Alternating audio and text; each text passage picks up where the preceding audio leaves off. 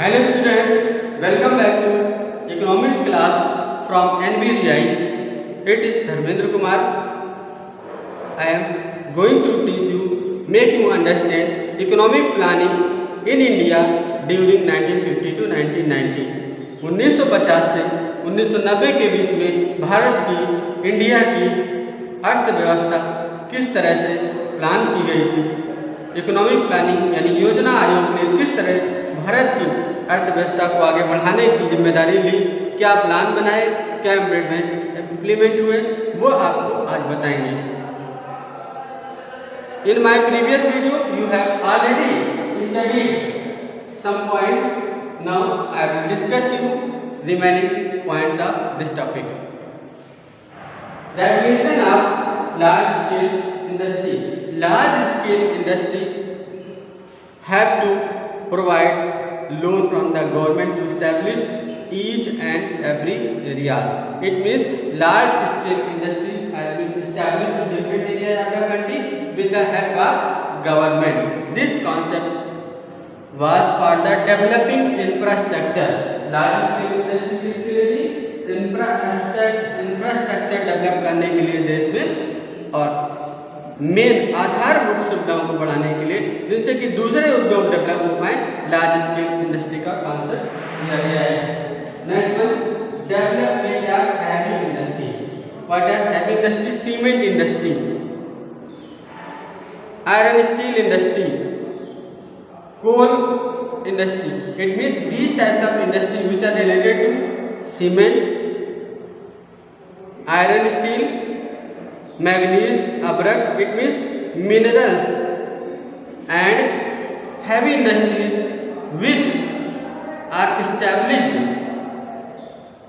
from the government by the public sector are known as heavy industry.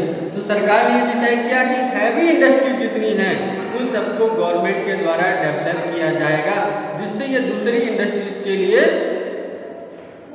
एक initiative बने और दूसरी industries इन पर डिपेंड होती हैं। जैसे अगर HMT Hindustan machine tools limited एक कंपनी है जिसको आयरन स्टील कहाँ से लाना है? सेल से लेना है। Steel authority of India limited. Such type of industries were developed by the government to provide infrastructure to whole country. पूरे देश को इंफ्रास्ट्रक्चर प्रोवाइड करने के लिए ऐसा किया गया। Next one is focus on import substitution. Focus on import substitution. Now students, it is very necessary to understand what is import substitution.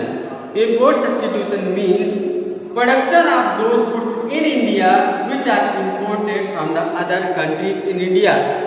Hindi में production of those goods in our country.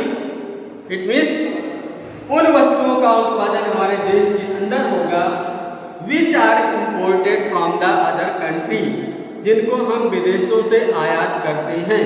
It means जो goods foreign country से import हो रही India में, उसी को India में बनाया जाए तो हमें इंपोर्ट करने की आवश्यकता कम होगी या बिल्कुल नहीं होगी। इसी को इंपोर्ट सब्स्टिट्यूशन पॉलिसी माना गया।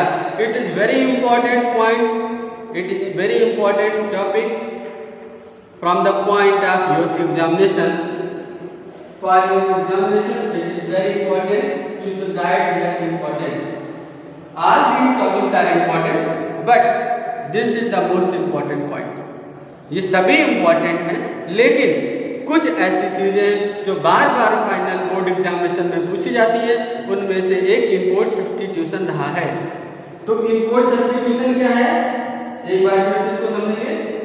इंपोर्ट सब्स्टिट्यूशन ऐसी गुड्स और सर्विसेज का इंडिया में प्रोडक्शन करना जो बाहर से इंडिया में इंपोर्ट हो रही है, जो फॉरेन कंट्री से इंडिया में आ रही है, इसे बोला जाएगा import substitution. One more in English, once more, production of those goods and services in India which are imported from other country like America, England, Germany, Japan. इन देशों से जो गुड्स परचेज करते थे उनको इंडिया में प्रोड्यूस करना ही import substitution कहा गया। ऐसा माना गया कि इन इंडस्ट्रीज में अगर उन गुड्स को हम बनाएंगे इंडियन इंडस्ट्री में, तो हमको बाहर से परचेज नहीं करना पड़ेगा, और जिससे हमारी विदेशी मुद्रा हमारी बच जाएगी, फॉरेन करेंसी हमारे पास बचेगी। It means now focus on saving and investment. Government ने सेविंग और इन्वेस्टमेंट को प्रमोट किया कि सेविंग अधिक होगी तो इन्वेस्टमेंट होगा तो इससे इनकम बढ़ेगी, और इनकम से एम्प्लॉयमेंट क्रिएट होगा, रोजगार क्रिएट होगा, लोगों को जॉब मिलेगी। Now FDI control of FDI, foreign direct investment को कंट्रोल किया गया। लिमिटेड FDI को इंडिया में आने का अवसर मिला। और FDI कंट्रोल क्यों किया गया? क्योंकि उस समय इंडिया की इंडस्ट्रीज बिगिनिंग में थी और इनके पास वो कैपेसिटी नहीं थी कि ये विदेशी कंपनियों का सामना कर सके। इसलिए इंडियन गवर्नमेंट ने FDI में कंट्रोल किया। कैसे कंट्रोल किया? It means limited control of percentage of investment is limited by the government. Remaining part I will tell you next video. Thank you.